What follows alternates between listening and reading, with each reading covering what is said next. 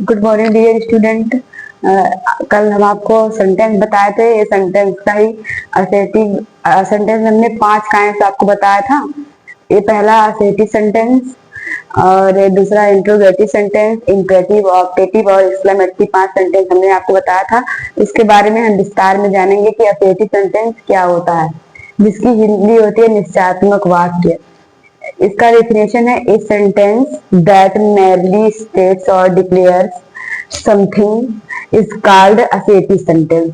मतलब इसका हिंदी में ये है कि यह वाक्य किसी तथ्य या विचार या भावना को सीधे तौर पर व्यक्त करता है, मतलब सकारता है कि कोई भी चीज को यूनिवर्सल ट्रूथ करता है, सत्य करता है या एक्सेप्ट करता है, उसको हम क्या कहते हैं, असर्टिव सेंटेंस कहते हैं।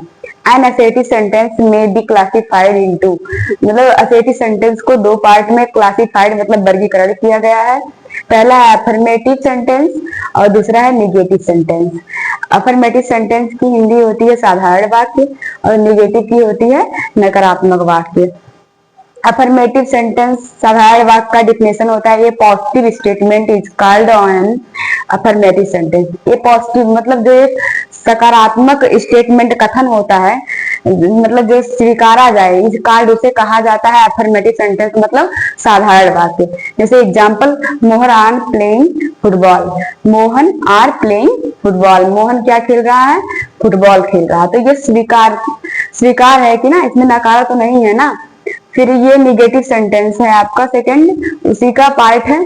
इसकी डिफिनेशन होती है an assertive sentence that denies something is called negative sentence. कह रहा है एन असर्टिव सेंटेंस, ये जो साधारण मतलब निश्चयात्मक वाक्य होता है, दैट जो डेनिस नकारता है, समथिंग किसी भी वस्तु को, इज कॉल्ड कहा जाता है निगेटिव सेंटेंस, मतलब नकारात्मक वाक्य कहा जाता है उसको।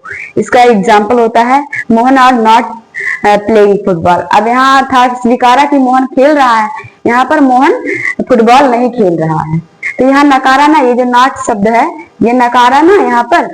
दूसरा क्या है, इंट्रोगेटिव सेंटेंस, जिसकी हिंदी होती है प्रश्नवाचक वाक्य, जो हमसे प्रश्न पूछता है।